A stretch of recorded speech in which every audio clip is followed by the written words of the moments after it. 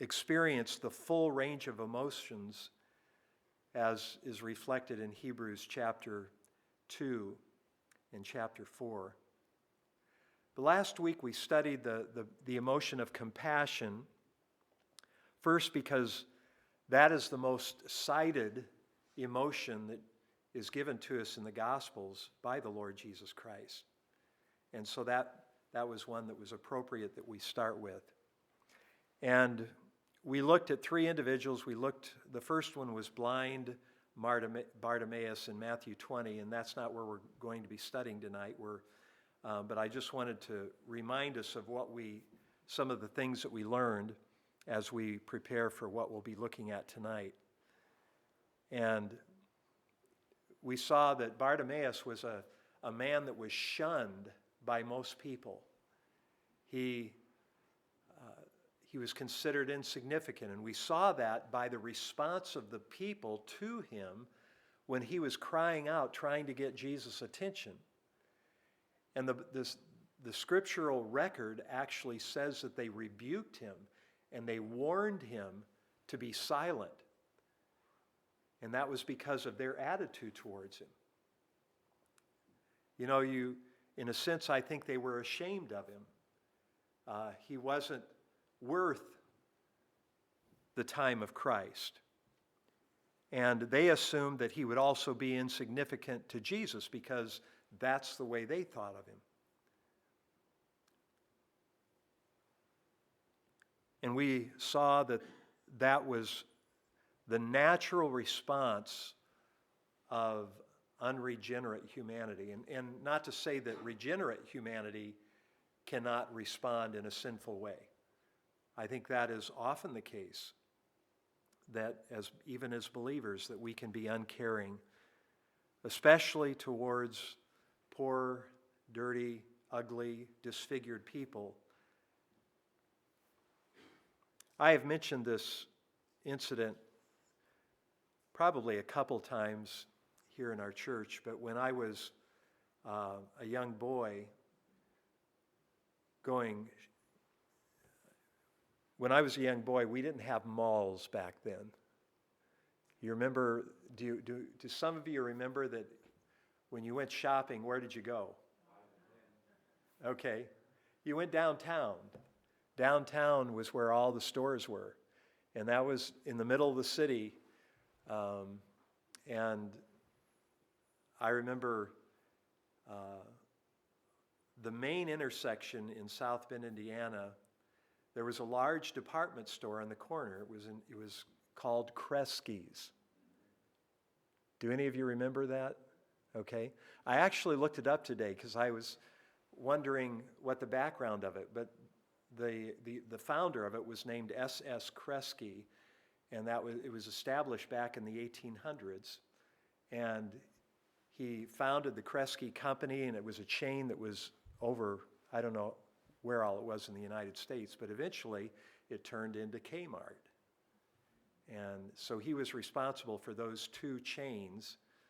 And of course, Kmart I don't think is existing today either. But I remember at that intersection, there were stores, shops on all four corners of the intersection. It was kind of the main drag both ways. And just around the corner of the building from the main door, along the side of the building, there were always 2 or 3 or 4 men that were sitting there, usually on the ground. It was a sidewalk. It was concrete. And as I recall, they were selling papers, newspapers. I don't know if they were the South Bend Tribune or if it was some other kind of paper. It might have been assorted papers, but they were usually not very clean looking. Some of them were amputees or disfigured in some other way. And I remember that when I and my mother, it was usually Mom and I that were downtown, or maybe with some of the other kids as well, but I just remembered if we were going shopping, we usually went by them fairly quickly and didn't look at them, except I probably Googled at them a little bit because they're kind of unusual, and you really don't know what to do. And I don't even remember ever talking about them, but seeing them there. And I think that's the way most of the people treated them. They actually had, I think, some cans or maybe a metal cup or something out there for collecting coins, and if you had some compassion on them. And, you know, as I was reminded of that, even as I was thinking about all this, I wonder what Jesus would do. I wonder if he would have given them some attention of some way. They were obviously trying to earn a living, and I would have seen them as I believe the people in Israel saw Bartimaeus. And that's not flattering to anyone if we look at somebody that way. And when we talked about this idea of compassion, we defined it as the scriptures actually define it. And if you look it up in the Greek concordance, it means bowels, intestines. And it's saying that you have this gut feeling in your body because the emotions are so strong of compassion for someone. In fact, it's translated in the King James Version in some places as bowels of mercy instead of compassion. And so, in each of these cases, we saw that Jesus responded to these people differently than most of the populace did. And so, we're going to find out, too, that that's the case in many of the emotions that the Lord showed during his earthly ministry. Tonight, I want us to look at the example of Christ's emotion regarding anger. We're only going to look at one thing, and this is probably not the most remembered of the Lord's examples of anger. We might do that next week, okay? But I wanted to keep this on a little shorter basis as we are participating in the Lord's Supper tonight. So let me have you turn to Mark chapter 3.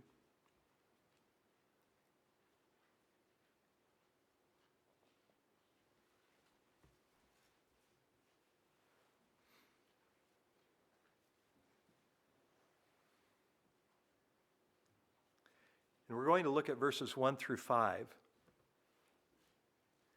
And this, again, was a controversy over how they should observe the Sabbath, which, as you know, if you have read the Gospels at all, you know that was quite a controversy with the Pharisees and scribes. And it says this, "And he entered the synagogue again, and a man was there who had a withered hand. So they watched him closely, whether he would heal him on the Sabbath, so that they might accuse him.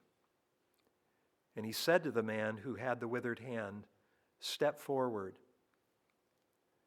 Then he said to them, 'Is it lawful on the Sabbath to do good or to do evil, to save life or to kill?' But they kept silent. And when he had looked around at them with anger, being grieved by the hardness of their hearts, he said to the man, 'Stretch out your hand.' And he stretched it out, and his hand was restored as whole as the other." This is a brief story. Nevertheless, it's a real story, and it manifests really the Lord in his glory. And I want us to notice a few things. We're going to, first of all, I want us to define what these words mean that are translated as anger and then as grieving.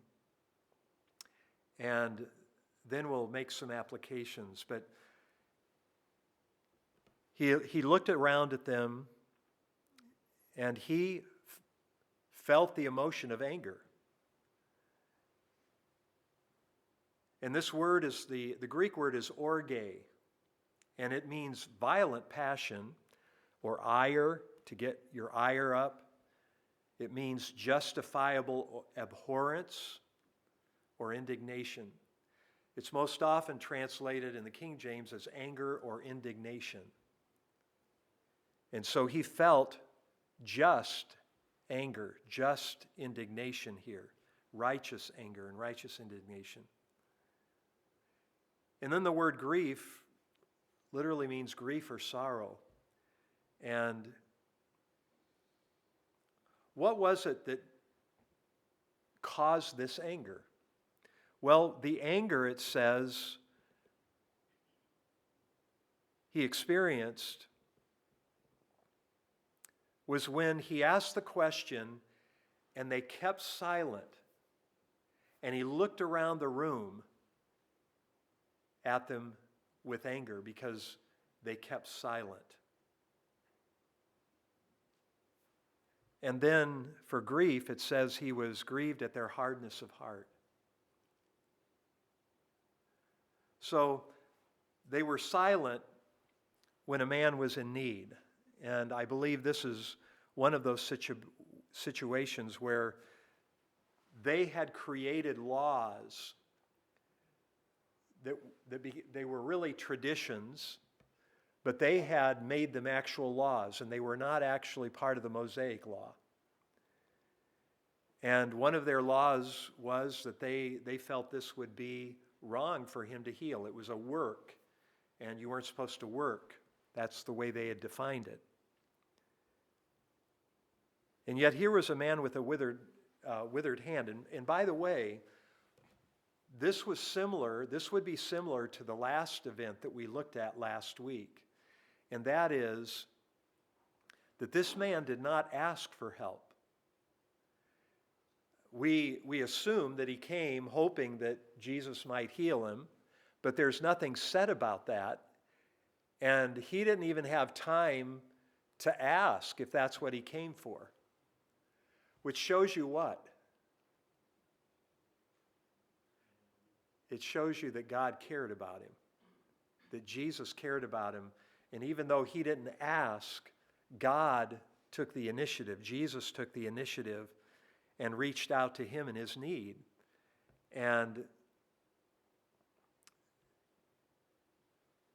But Jesus already knew that the Pharisees were there to accuse him. They were looking for some way to ensnare him in his words, some way to ensnare him in his actions. And they were hoping that he would heal somebody on the Sabbath so that they could condemn him for that.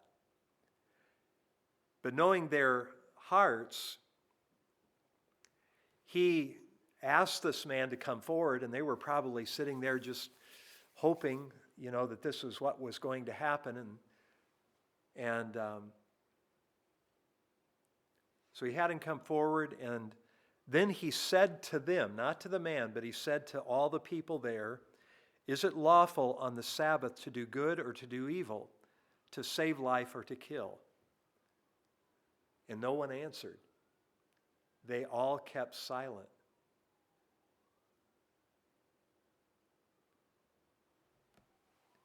And I believe the Lord was, in a sense, giving them an opportunity to save face and yet acknowledge the truth.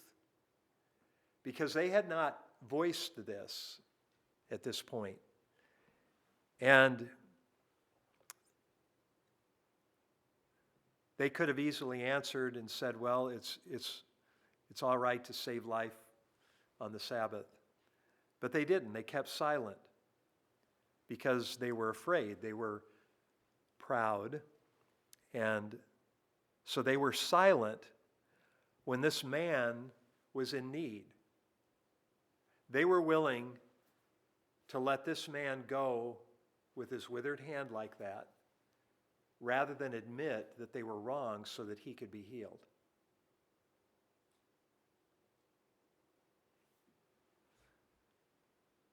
They cared nothing about this man. They didn't answer the question, even though they knew what the right answer was.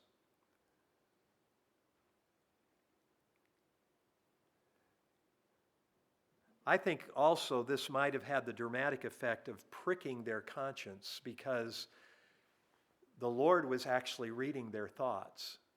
And they were thinking about this, and they would have, I believe they would have at least had the thought, how did he know to answer that question?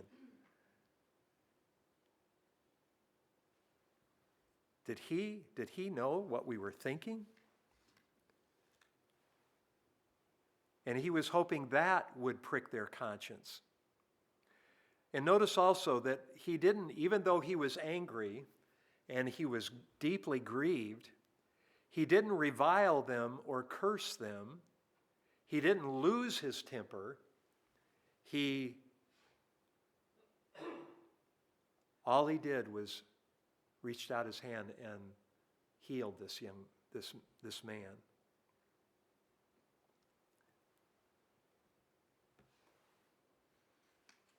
And so the man did go away. He didn't, even though he knew they would be upset at him, he didn't allow that to keep him from having compassion on this man and healing him in this situation.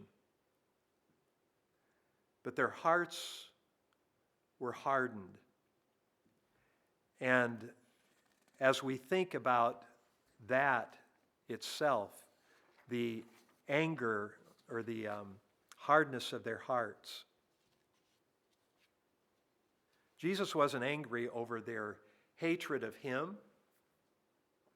He wasn't angry over their desire to destroy him. That wasn't the source of his anger. The anger was over their hardness of heart toward this man. And they didn't care about him. All they were concerned about was this petty law that was not even part of the Mosaic law.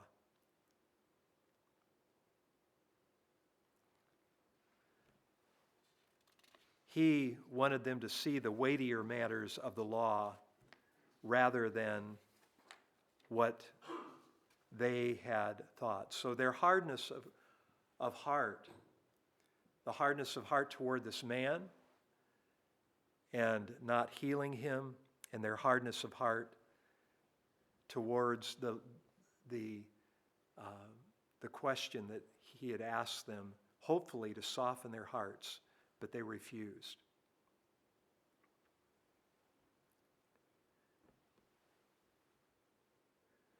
Their pride and their man-made laws kept them from helping this man. I am glad that Jesus went ahead and healed this man. And he went away whole. He had complete use of that hand.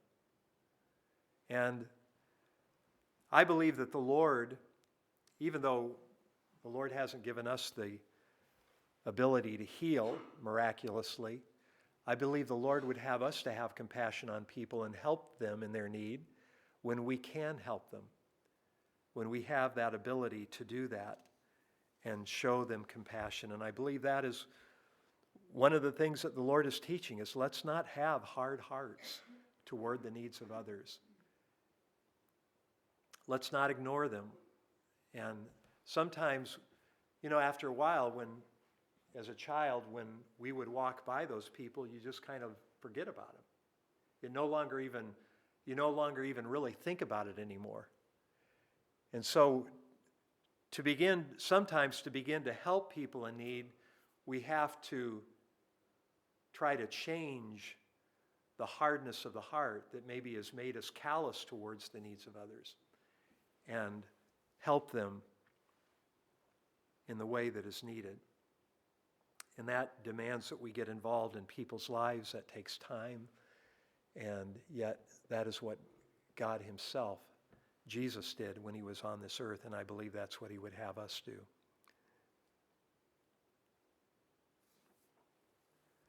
All right. If you'll turn to 1 Corinthians 11.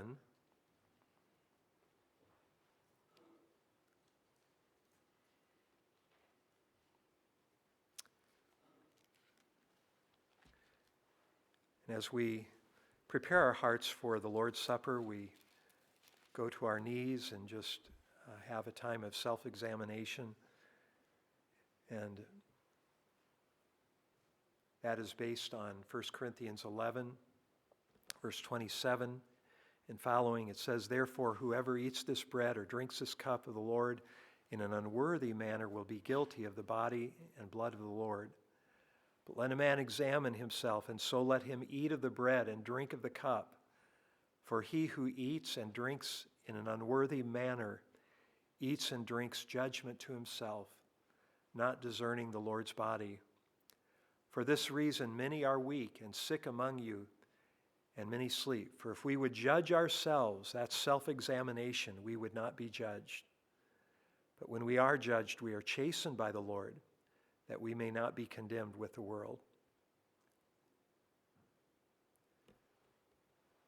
So let's just take this opportunity to seek the Lord for a moment, and then we'll